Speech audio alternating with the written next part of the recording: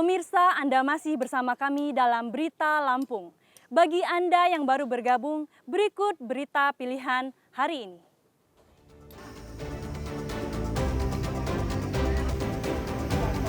Jalan antar kecamatan Pasar Liwa, Lampung Barat ambles akibat longsor, lalu lintas dialihkan ke jalur lain.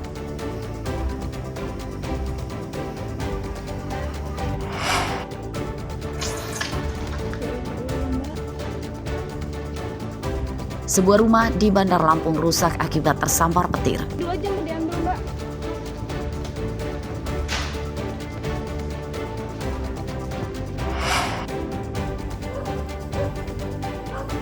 Pemerkosa siswi SD di Lampung Utara ditangkap polisi.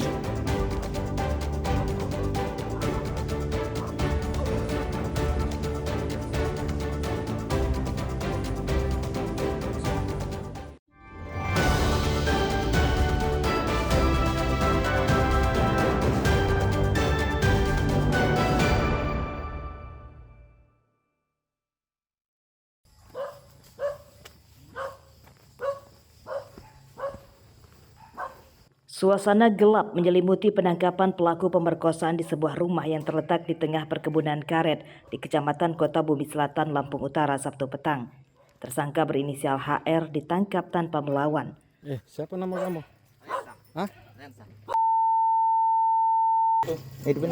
Awalnya tersangka tidak menyangka jika akan ditangkap.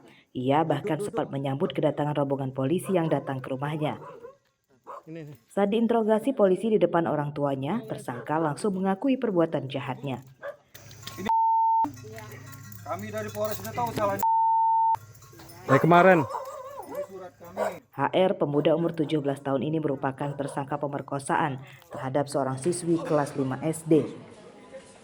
Tersangka dan korban tinggal di desa yang sama di Kecamatan Kota Bumi Selatan. Pemerkosaan terjadi saat korban dalam perjalanan pulang sekolah sendirian. Saat melintas di tempat sepi, korban dicegat dan dibawa tersangka ke sebuah gubuk di tengah perkebunan karet. Korban sempat melawan, namun tersangka kemudian membekapnya dan memperkosanya. Modus pelaku yaitu pada saat korban pulang dari sekolah dengan cara jalan kaki, bertemulah dengan pelaku. Selanjutnya dengan alasan tertentu, pelaku mengajak korban untuk menemui orang tuanya. Namun melihat gelagat yang tidak bagus, korban menghindar dan berlari. Namun langsung diamankan ataupun dibekap dari belakang korban tersebut. Selanjutnya dilakukan persetubuhan dan pencabulan. Ini korban sama pelaku itu bertetangga atau gimana? Untuk korban dengan pelaku, untuk jarak rumahnya memang agak jauh, namun satu desa. Pakaian dan hasil visum korban dari rumah sakit disita polisi sebagai barang bukti.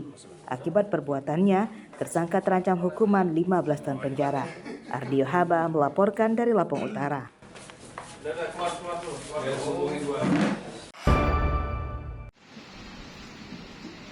Baik Pak, saya minta kejelasan. Unjuk rasa puluhan guru honorer yang tidak bisa mendaftar jadi pegawai pemerintah dengan perjanjian kerja atau P3K paruh waktu direspon oleh Komisi 5 DPRD Lampung. Jumat siang, anggota DPRD memfasilitasi pertemuan perwakilan pedemo dengan Dinas Pendidikan dan Kebudayaan Lampung untuk membahas tuntutan para pedemo. Para guru honorer R4 menuntut bisa direkrut jadi P3K. Sebab dengan jadi P3K gaji yang akan mereka terima lebih layak dibanding sebagai guru honorer. Mereka menyatakan gaji guru honorer kini kisaran 500 hingga 1 juta rupiah per orang. Itu pun kadang dibayarnya sering telat akibat gajinya mengandalkan pencairan dana bantuan operasional sekolah atau dana BOS. Kalau dibilang jelas ya memang jelas status kami honorer. Tetapi yang kami minta kejelasan yaitu perihal masa depan kami ya yang seperti apa. Karena kalau harus seperti ini menjalani kejelasan honor, saya rasa semua orang menuntut mengenai hal kejelasan kami untuk status P3K kami gitu. Itu ya sih yang sebenarnya yang kami tuntut itu.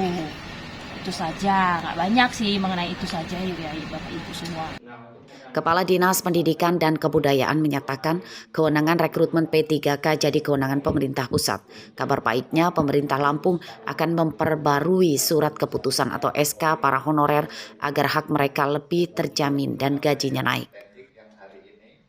Untuk khusus guru ya, yang tendik karena belum ada regulasi terbaru, skemanya masih pakai BOPD, kemudian pakai dana BOS. Nanti akan perbarui SK-nya karena mungkin konsideran di SK itu nggak masuk, ya kan penggajiannya skema itu gitu kan. Sehingga mereka minta kejelasan itu. Nanti saya teken langsung satu-satu nggak apa-apa 669 supaya mereka betul-betul terpenuhi lah aspirasinya untuk bahwa ada kejelasan bahwa memang mereka dibiayai oleh dana BOS dan BOPD gitu.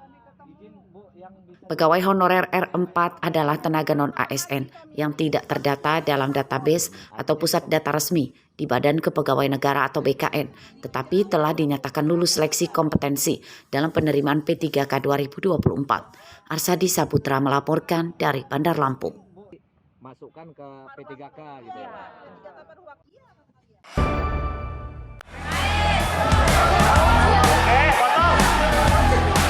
Duel sengit Bayangkara Presisi Lampung FC melawan Persik Kediri berlangsung di Stadion Sumpah Pemuda Bandar Lampung pada Jumat sore pada laga ke-6 BRI Super League.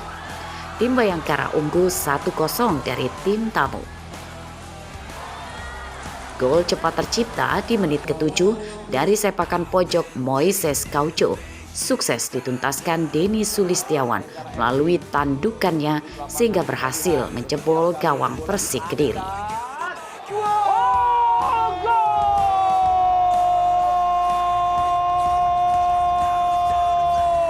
Skor tidak berubah hingga turun minum.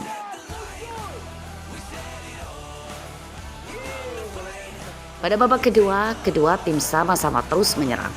Sejumlah peluang gol nyaris tercipta, namun berhasil dihalau penjaga gawang. Hingga peluit panjang dibunyikan, tidak ada gol tambahan tercipta. Bayangkara memenangkan pertandingan dengan skor 1-0.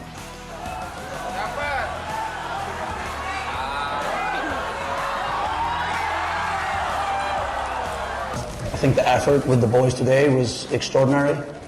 We beat Jara before the game, Kediri, Duakali with ticket points, so we're at home, we focus on strategy, first half, halftime, second half, and the boys, they did really well with ball and off the ball.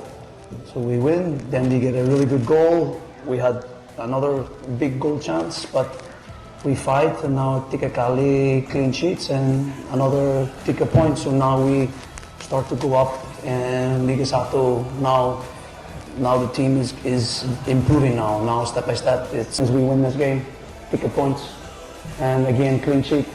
Difficult for teams to do clean sheets, tika kali. So I disagree. We did really well. We had chances also more on set piece also. We could have 2-3 goals in the first half.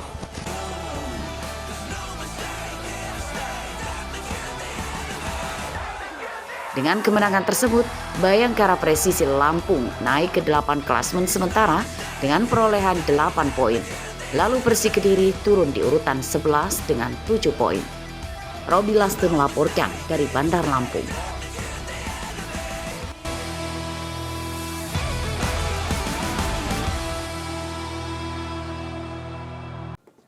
Pemirsa, informasi tadi sekaligus menutup perjumpaan kita pada pagi hari ini. Saya Ine Hermayani beserta seluruh redaksi yang bertugas berterima kasih. Selamat beraktivitas kembali. Sampai jumpa.